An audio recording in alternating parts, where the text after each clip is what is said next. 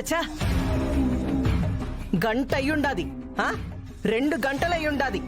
ఆ గంటలు పోయి ఆఖరికి సాయంత్రం కూడా అయ్యుండాది. ఇంకా ఎంతసేపు ఎదురు చూడాలనే? యాడని అన్నా ఇంకెప్పుడొస్తాడు? పోతూ పోతూ ఆడు నా కూతుర్ని కూడా ఎంట పెట్టుకుని పోయిండాడు. ఇప్పుడు ఇద్దరు ఫోన్లు కలవడం లేదు. ఏం చెయ్యాలి చెప్పు.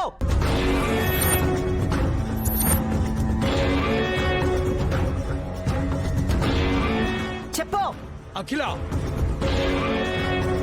విద్య నీకు నిజాలు చెప్పింది, కానీ నువ్వు సాక్ష్యాలు అడిగావు. అవి తీసుకురావడానికే కదా నా మనవడెళ్ళాడు. నీకు సమాధానం కావాలి అనుకుంటే కాస్త సహనంగా ఉండు.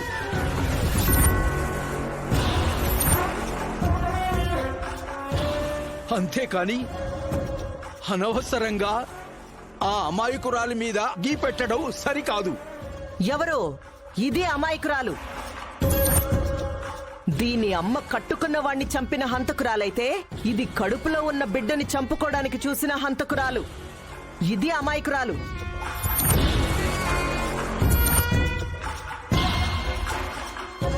బాగుండాది నాయనా. కానీ ఇంకా ఎంతసేపులే? పోయిన దీనన్న సాక్ష్యంతో అయితే రాకపోని అప్పుడు చెప్తా దీని సంగతి, దీని అన్న సంగతి, దీని అమ్మ సంగతి.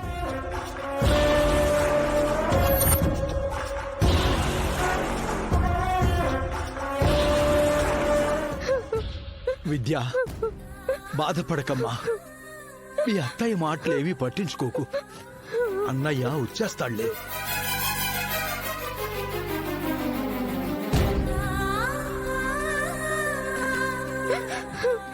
నా గురించి అన్నయ్య ఎంత తిప్పలు పడుతున్నాడో తాతయ్య.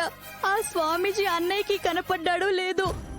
నా వల్లే అన్నయ్యకి అమ్మకి ఇన్ని కష్టాలు, ఇన్ని మాటలు.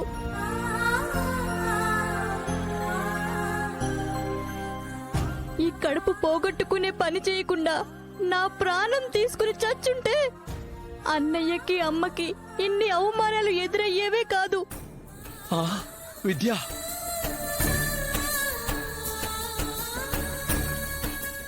ఏంటమ్మా మాటలు?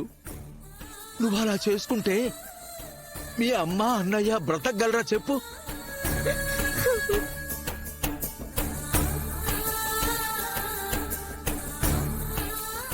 ఇంకెప్పుడు ఇలాంటి పిచ్చి మాటలు మాట్లాడకు తల్లి.